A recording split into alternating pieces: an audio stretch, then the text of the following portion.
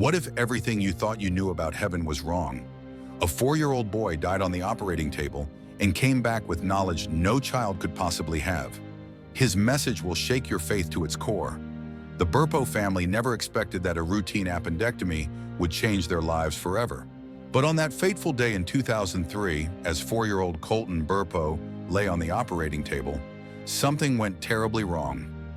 Todd Burpo, Colton's father and a pastor in Imperial, Nebraska, remembers the moment his world began to crumble. The doctor came out with this look on his face I'll never forget.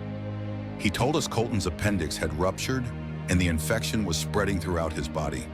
They were doing everything they could, but we needed to prepare ourselves. For days, Todd and his wife Sonia took turns at Colton's bedside, praying desperately as their son fought for his life.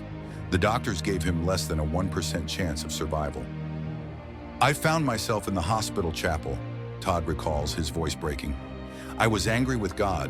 I shouted at him. I said, "You can't take my son. After everything I've done for you, this is how you repay me?" Miraculously, against all medical odds, Colton survived. The family rejoiced, believing their nightmare was over. But it was only the beginning of a journey that would challenge everything they believed about faith, death, and the afterlife. 3 months after returning home, Colton made a casual comment that stopped his father in his tracks. "Remember when I died, Dad? That's when I met Jesus." At first, Todd and Sonia dismissed it as the imagination of a child who had heard Bible stories his whole life. But then Colton began describing details that became increasingly difficult to explain. "Daddy, did you know I saw you in a little room all by yourself while the doctors were working on me? You were praying and yelling at God." Todd was stunned. Colton couldn't have known about his private moment in the chapel. No one had told him. But that was just the beginning. Over the next several weeks, Colton revealed more details about his experience. Details that a 4-year-old child with limited church exposure simply couldn't have known. "Jesus has markers, Daddy," Colton said one day. "Markers?" Todd asked, confused. "Yes, right here." Colton pointed to his palms and feet. "That's where the nails went in."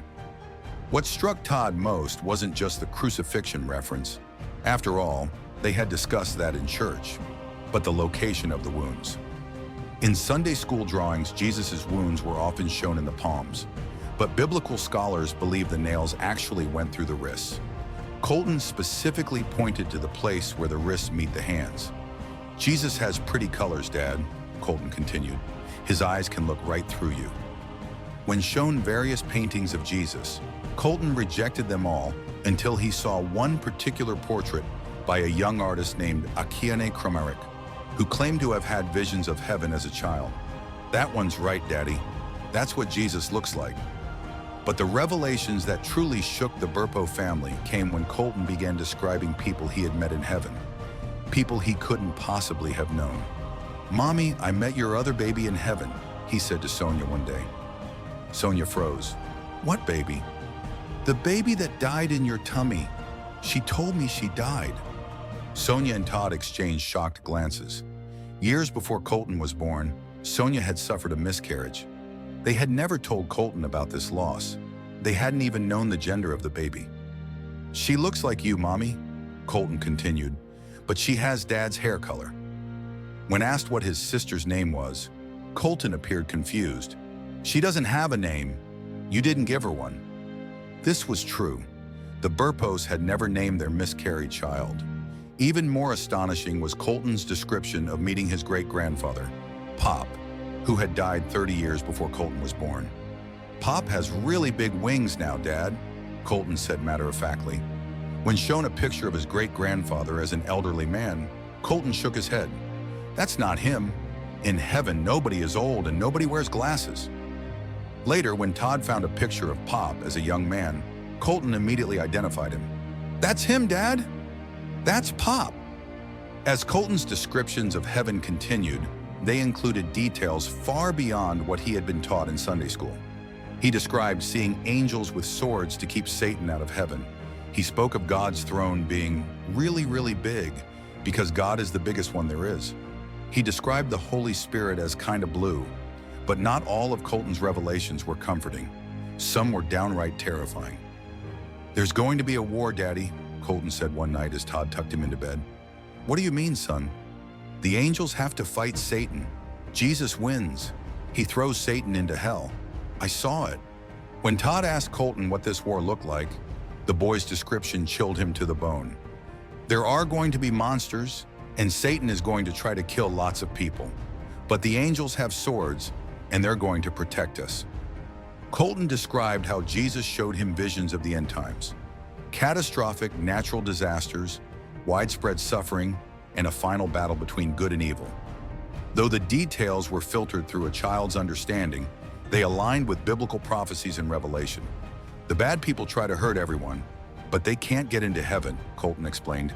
"Jesus only lets people in if their name is in the book." What alarmed Todd most was how Colton described seeing people being turned away from heaven. "They were really sad, Daddy. They cried a lot because they wanted to go in, but Jesus said they didn't believe in him on earth." When asked how this made him feel, Colton replied with the simple directness of a child. "It made me sad. Jesus was sad too. That's why he wants everybody to believe in him, so they can all come to heaven." As news of Colton's experience spread, the Burpo family found themselves at the center of both fascination and skepticism. Medical professionals suggested Colton may have experienced hallucinations from the anesthesia. Religious skeptics claimed the boy was simply repeating what he had heard in church, embellished with a child's imagination. But for the Burpos, the evidence was too personal, too specific to dismiss. How could Colton have known about Todd's private prayer in the chapel? How could he have known about the miscarried sister his parents had never mentioned? How could he identify a young grandfather from a photograph taken decades before his birth? Todd, despite being a pastor himself, admits he had moments of doubt. "I began to question everything I thought I knew about heaven," he recalls. "Was it really as Colton described it? Were the streets really gold? Did Jesus really sit at the right hand of God on a throne? I had preached about these things for years, but hearing them from my son, who claimed to have actually been there, it was different." But perhaps the most profound impact of Colton's experience was not the specific details of heaven he shared, but the message he brought back, a message that was both comforting and terrifying in its implications.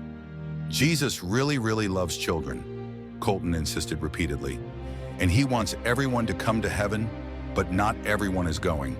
When asked what Jesus wanted people to know, Colton's answer was simple. Jesus said he died so we could go see his dad. For the Burpos, Colton's experience transformed their understanding of faith from theoretical to deeply personal. Death was no longer an abstract concept or distant worry. It had become a doorway their son had actually passed through and returned from. "Before Colton's experience, I believed in heaven because the Bible told me so," Todd explains. "Now I believe because my son has been there."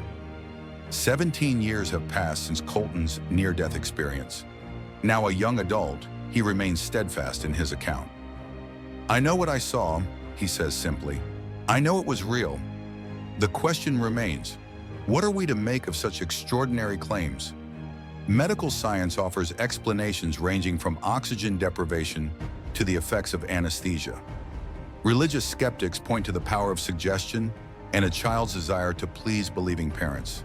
Yet the specificity of Colton's experience, details he couldn't have known, confirmed by multiple family members, challenges easy dismissal. Whether one views Colton's story as literal truth, a spiritual metaphor, or something else entirely, its impact is undeniable. It has brought comfort to grieving parents, hope to those fearing death, and a renewed sense of accountability to those questioning the meaning of their lives.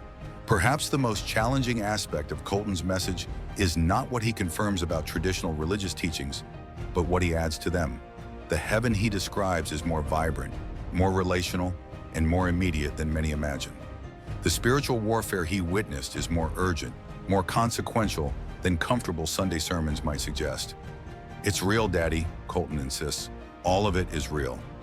As we consider Colton's extraordinary journey, we're left with a profound question.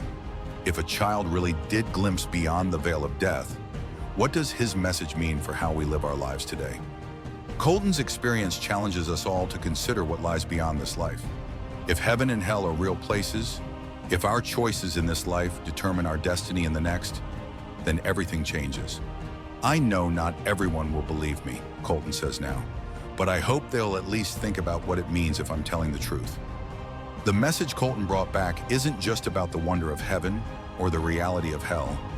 It's about a God who loves us enough to offer us a choice and the urgency of making that choice before it's too late. Where do you stand? Have you made your choice? The invitation is open to all, but according to Colton, it won't remain open forever. If you found this story meaningful, please subscribe for more content that explores the boundaries between faith and experience, between what we know and what we believe.